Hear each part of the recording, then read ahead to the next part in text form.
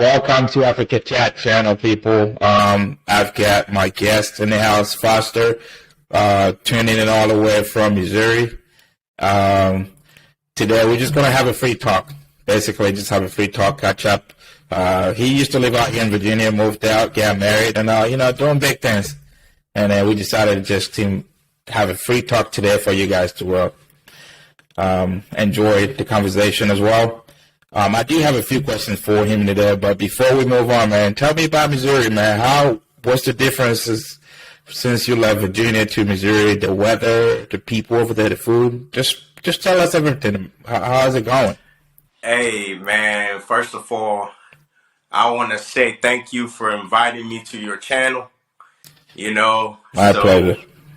I know we've talked about this, and we met.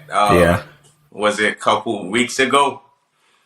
And we've been wanting to do this, actually, and we came together and did this. So I appreciate you for actually coming through, So you're a real one. So. Hey, thank you, too. Thank you for taking your time. I know you're busy, and everybody's actually busy, especially during the holiday.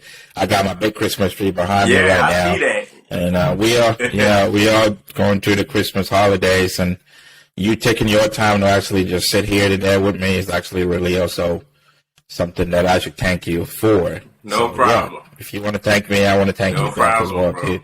So, talk to me, man. Let's know what's going on, what's popping in Missouri. All right, so getting that out of the way, Missouri pretty much, right? It's a family sort of city, if you will, or state. Or state, actually not a city, but a state. And the thing is, traffic is a big one.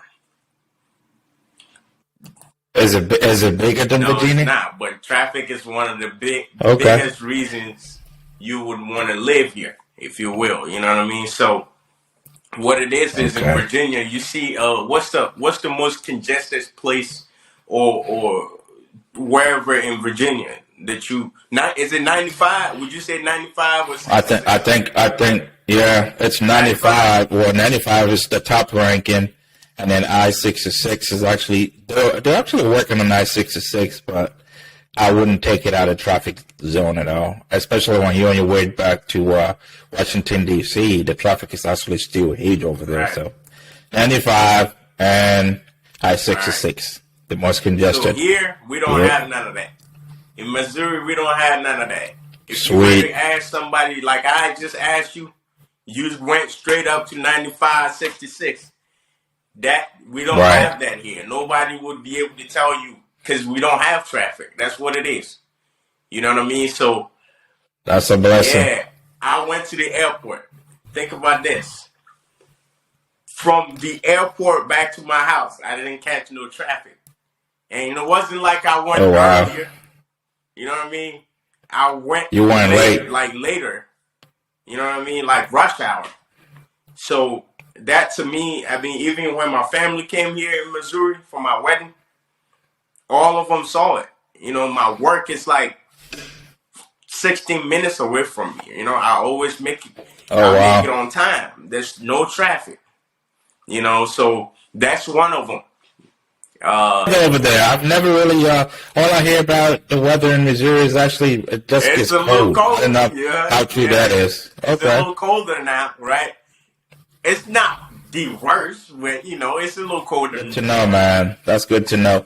Hey, so let me just take you off the track a little bit. When you were just talking, you did mention about getting married. Unfortunately, I couldn't make it. No, you couldn't. Yeah. Yeah, I couldn't make it. But hey, tell us a little bit about it. How was it? Being the fact that you were actually getting married to someone of a different type of culture. That, for example, I'm from Ghana. You're from Ghana. We know how the traditional marriage rights are performed. So you having to combine a different type of culture to our culture and actually making it a successful one. I seen the video, but most of our viewers don't know, they didn't see it. So tell us a little bit about it, man. Just let us know briefly how it went and how you were able to make this a success. Because I did see the video and I really liked it. I told you about it the last time we met.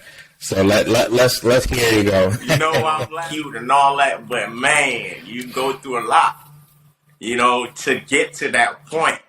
And I'm talking about both sides, right? Like, it ain't just the African side. It's also the American side. Not even, like, and then you got to get to white folks' way, you know, of things and all of that. Yeah, so they do so things where way you different. want me to start? The African side?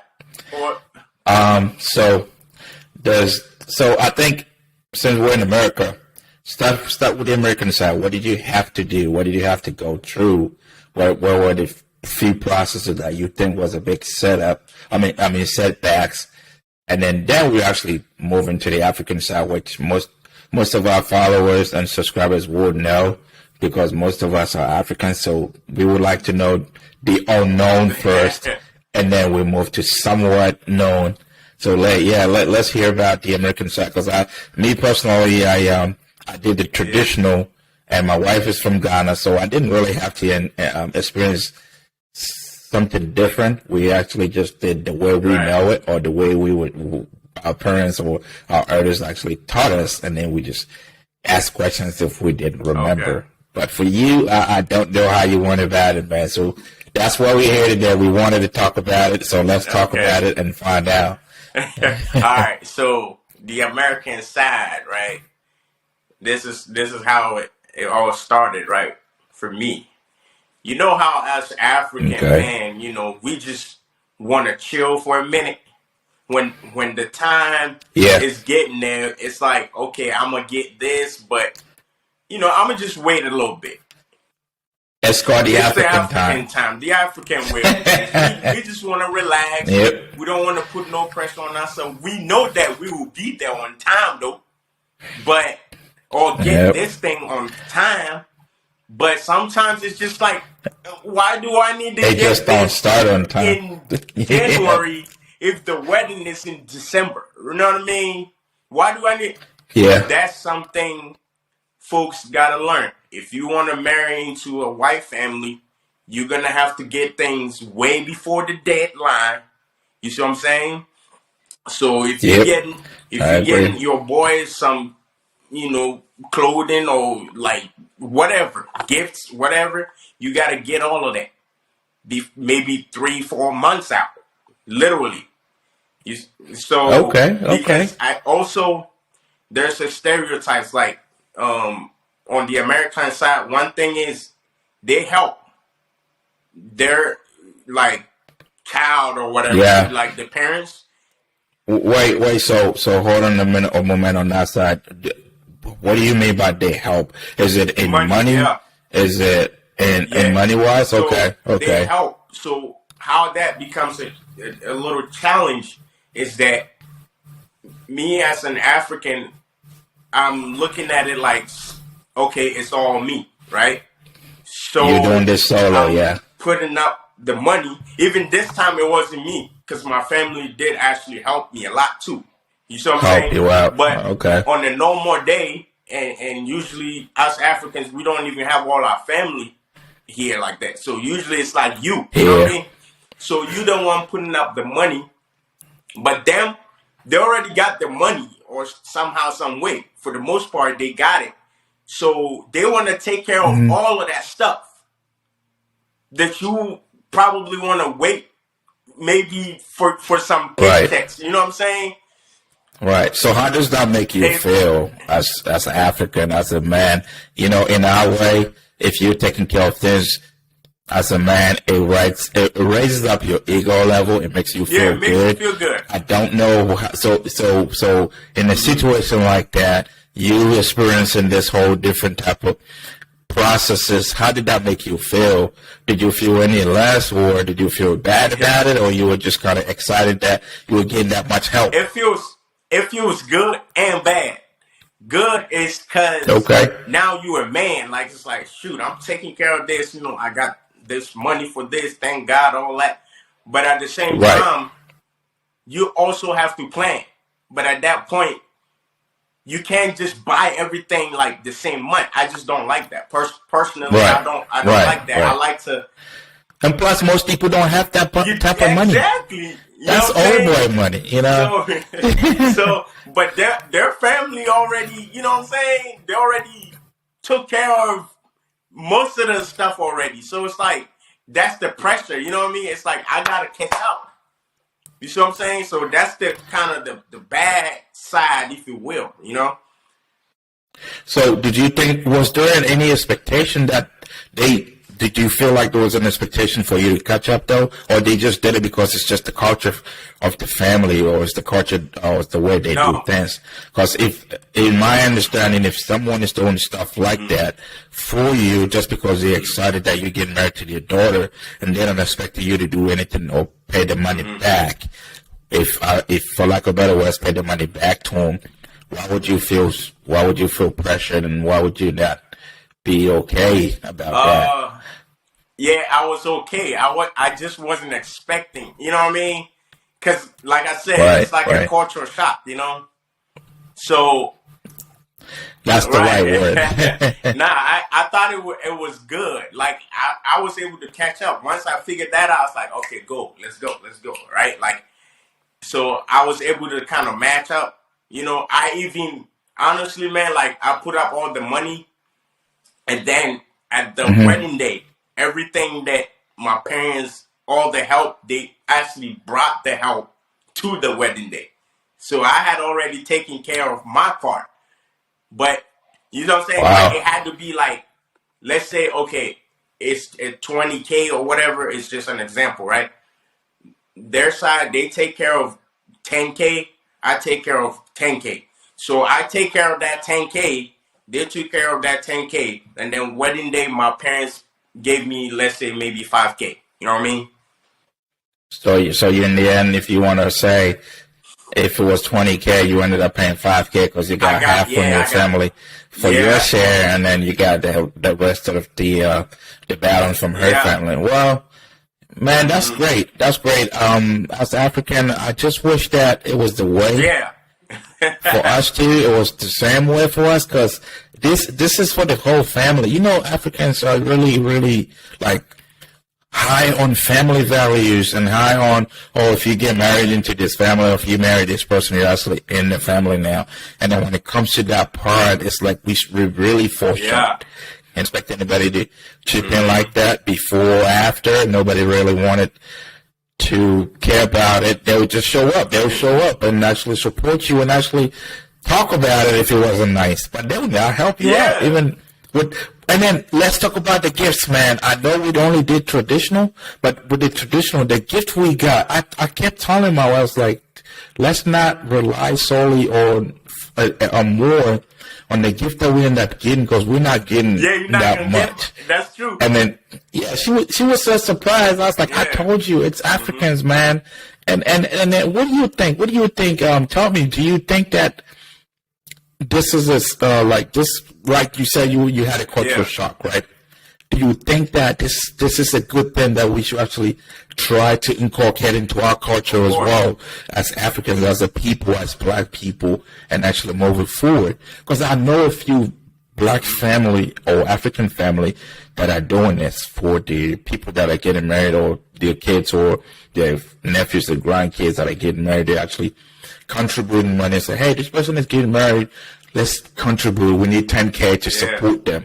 And that's very, very few. That's such a few amount of people that I personally know that actually ended up getting that. In our case, most of the time, you get the bride's family, or the wife-to-be's family asking you, the man, for the money. That's not the money going towards the wedding. They don't care about that. They want you to give them $4,000, $5,000, whatever the amount may be, just because you get married to your daughter that you're probably going to end up in traditional way taken care of. You know, well, correct me if I'm wrong. our subscribers or whoever actually stumbled upon this video, but correct me if I'm wrong. In Africa, you're actually supposed to be the man. You're supposed to be taking care of the wife. Unlike America, after the wedding, the wife goes back to work, the husband goes back to work. Most of the time in Africa, it's not like that. Only the man goes back to work. So is it okay if the man has to pay a certain amount of money, XYZ, to just get the permission to go on with the marriage? And this is not even an expense or anything part of the preparation for the wedding or traditional marriage at all. This is not part of it. So, Foster, what do you think about that? Do you have any suggestions? Do you have any animosity, like anything that you feel about it? What do you think should be done about it, and how do we move forward? Okay, so with the gifts, right? Yeah. There are also other stereotypes, right? I'll give you one example, right? And then hopefully I can answer your question based on that, right? So, you know how when you go to funerals, right? Our funerals, like African funerals, we expect people to give money and throw up a lot of money, even the folks that's dead, And when Buddy was alive, nobody really cared about him like that. You know what I mean? And then all of a sudden he's dead, and then people want to throw money. People want to show how much money they got. Like what they love the guy, and how much it's money. nonsense. You know what I mean? And then I agree. When you look at like Americans, it's not even like a white thing or black thing, but with them, when you have a wedding, right? Some of us think that they don't gift you. They wouldn't gift you anything other than a flower. And I'm talking about funeral, even funerals, right? Yeah, I don't know if you heard it, but there's a saying that, hey, if you marry outside and they're American or whatever, and your mama die or you get into some situation, you get a flower. Yep. That's funny. You know what I'm saying? Like, come on, man. Yeah. You can just say, I don't want no dang flowers, right? And you still get flowers. But no, actually it wasn't, because that's why your wedding, right? Oh, so you're saying, I don't mean to cut you, so you're saying that's not true? You don't get only flowers, you get something else? Because you got to tell folks what you want. You see what I'm saying? Even if you feel like that's what somebody's going to bring, because, like, your culture is not somebody else's culture. So is that just, do you not feel that is some kind of like a command or intrusion to tell people, hey, this is the type of gift I want? You don't feel like that, or you shouldn't feel like that? You make a list on Amazon. You see what I'm saying? And then you print it out. They're going to buy all of that. If somebody brings you a flower, hey, that's fine. Oh, you mean like what's it called? You made like a gift shop or something like that? You set it up online? And then you let people, I have money. A lot of people give us money. I didn't even, my mom was like, man, I was thinking you were going to get some flowers or something. But I got a lot of. That's the African mentality, man. But, it's just that it's like the unknown. Like, if you don't know something, it's hard to, like, gravitate toward it or wrap around it. Like, they don't know. They haven't seen it. They've just heard it. They don't actually know that this is what it is. But my own wedding, I was very, very, like, excited and pleased that they were able to actually, like, get rid of that stereotype or whatever. You know what I mean?